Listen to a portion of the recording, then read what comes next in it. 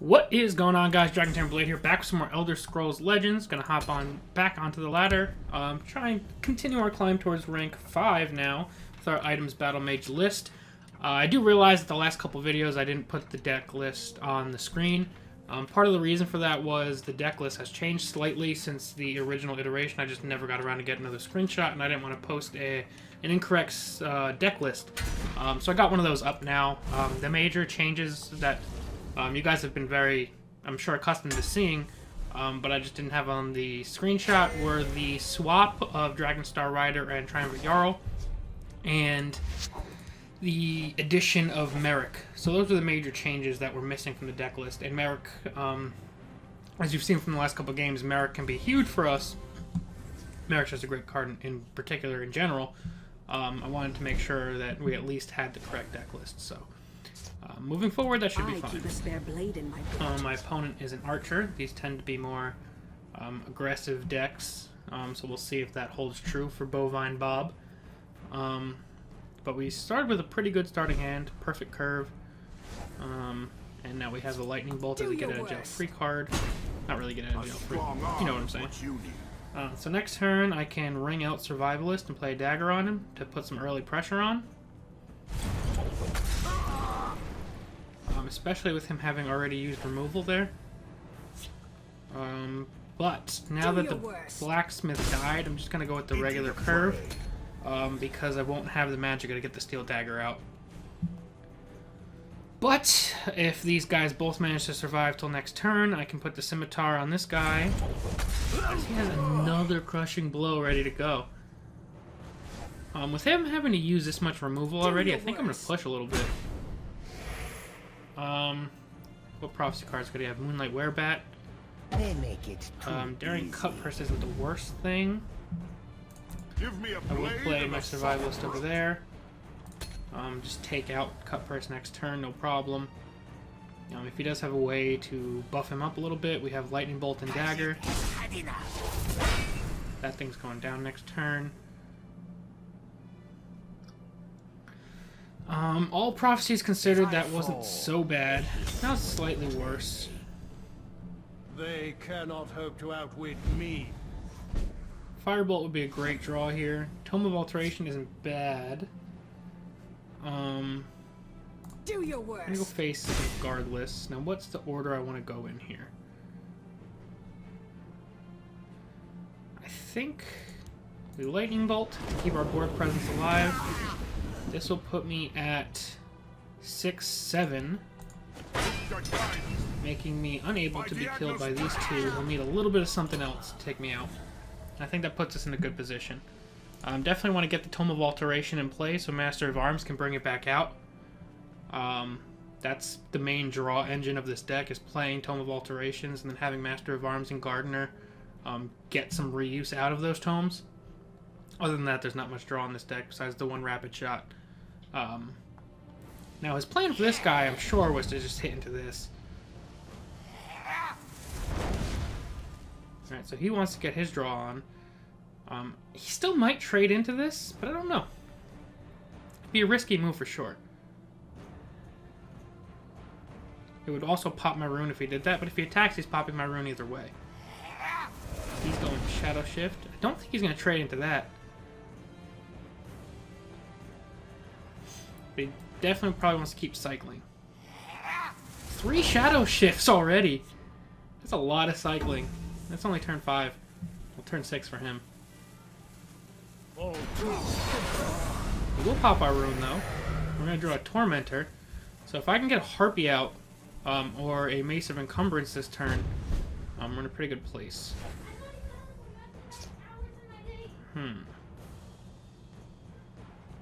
Okay, what do we want to do here?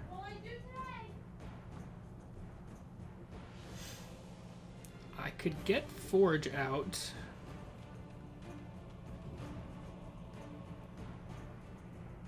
I think that's a decent play. Do your worst. I think since we're still sitting decent on board, I want to get the Forge out just so we can get some value going forward the rest of the game. If he attacks, he's going to draw a curse and be able to kill my Survivalist. But I'm hoping in the long run. Oh, he already had a curse anyway. hoping in the long run that proves to be a smart play. Though. So I get to draw another curse and then use it on this guy. Effectively clearing my board with very little mana cost, but getting rid of more and more of his utility cards. As you can see, we've got all 3 shadow ships gone. He's used 1 curse, he's about to use another more than likely, and he's used 2 crushing blows. So finish off and Leaf Lurker still in play. Murkwater Witch obviously is another one of those damage cards. That's something we need to deal with though. He's starting to beef himself up. I'm a slave. Get our Tormentor out. We're not known for our patience. Gonna draw our Battle Mage. So next turn we can get our guard on. Gonna want to take that out unless I can push for lethal next turn, but I don't think I can. That'll get us to 11. Plus Plunder is a random draw, so I don't really think that's the smart play. But if he wants to start breaking my runes, I will be grateful. He'll draw another curse. We're gonna get a Blacksmith, which is pretty clutch. But we're gonna go Battle Mage first, just to take advantage of the guard that he's gonna get for free from whatever he gets from Rothgar.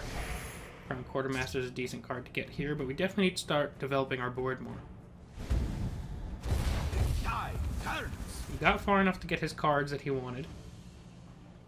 He has tons of curses in hand. At least 3, I would say. Now at least 2. Now at least 1. Will he use another one?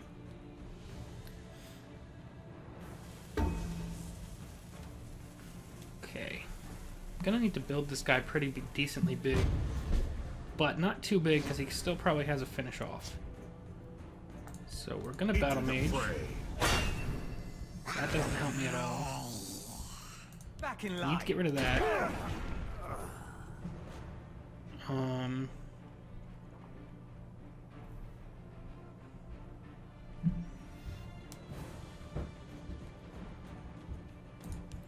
I keep a spare Quartermaster, I Horseman, ride like the wind.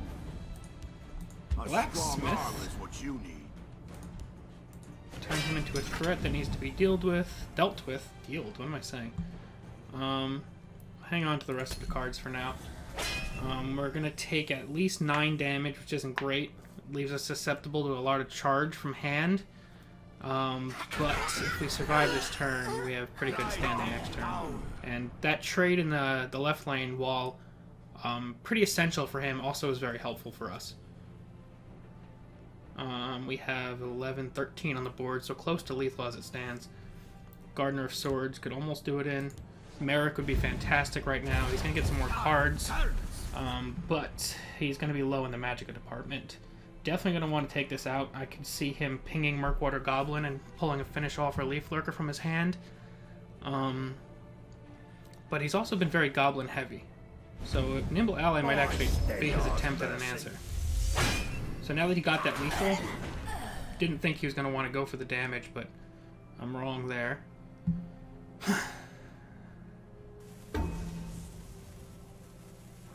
Now, what prophecies can screw this up for us? Well fought. That doesn't help at all. That helps. That can get us to 11. Hit face. No prophecy. Do not test me. Pocket Dawnbreaker. That's being my honor. Had plenty of daggers in hand anyway. We had enough room to grab the rest of the damage. But I was trying to think of what prophecy could have screwed us over there, and I think the only thing that I could really think of was a cast out. So not too bad, all things considered. Let's hop on and get another one. We are 2 wins away from hitting rank 5. Deck's been working pretty decently lately.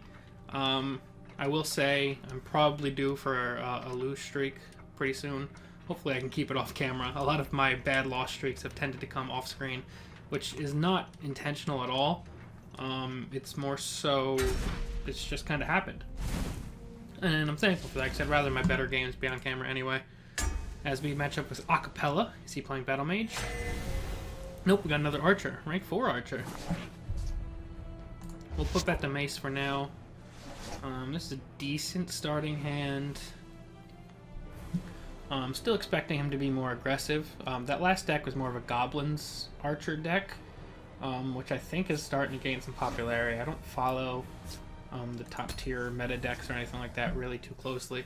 But if I had to, I've been seeing Goblins a lot more on Reddit and stuff like that.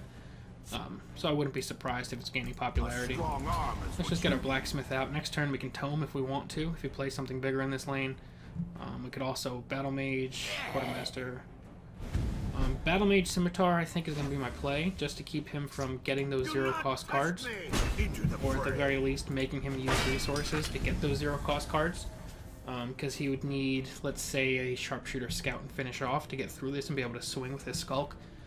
So that's what I'm hoping his plan is, or even just to finish off right from hand here.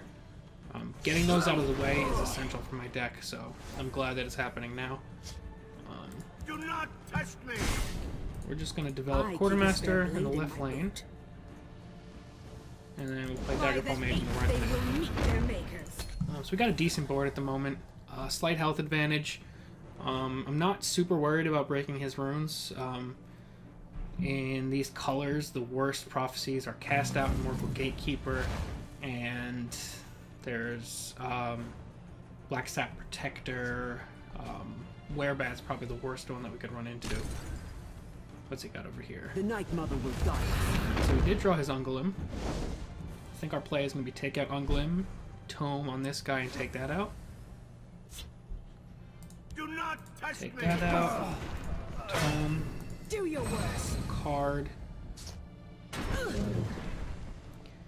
Do I want to push the damage? I don't think so. I think I'm just going to keep controlling the board. We're going to push for damage soon, but I'd like to develop my board a little bit more first. The forest is my cloak. Alright, he's going to get to take that out. That's fine. I can Tome. I think we'll actually... We will break a rune this time. Do not test me. And then we will go ahead and play a Shrieking Harpy in the right lane and our Survivalist in the left lane. And a soft throat. We've got 2 daggers to power him up. Survivalist really could be a good closer in this deck, because even something like a dagger turns into a 2-1. That extra +1/+1 from any item he gets is pretty fantastic when it comes to trying to get that late push for damage. So that's what I kind of use him for. Also, a time like this, he baits out some strong removal, and that lets other things grow. Because he's going to probably he's going to Leaf Lurker that too. So that's 2 Leaf Lurkers and a finish off out of the way, which is kind of opening the door for the rest of the big creatures in our deck to kind of power up a little bit. And that's kind of what we look to do with this deck.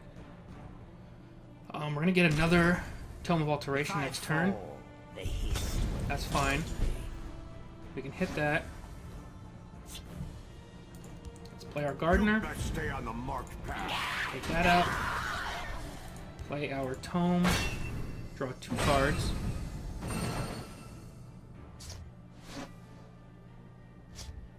Wish I could play that Harpy, but we have Tormentor, Harpy as a combo next turn, and he's going to have to take this out.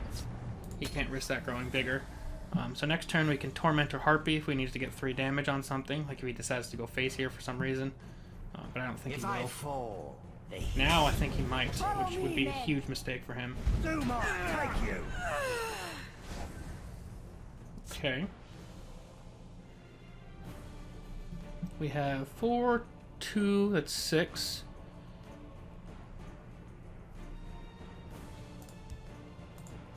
Let's get a little cycle in. We will play our Tormentor. We're not Then we'll no. Harpy to kill the Bannerman, and then have the Harpy in that lane to take out Fighters Guild Recruit next turn. And next turn, we can't quite threaten lethal, but we can draw another 2 cards and start getting close to it. Let's heat things up. Skaven Pyromancer's a little annoying, but not the worst thing. He doesn't get any value from his Jarl, which is good. Cowardly skeevers. He doesn't really... He can't really afford to try and start racing us. That's 12 damage on board. You Now, best this is stay going on to be the a pretty marked fantastic path. turn for us.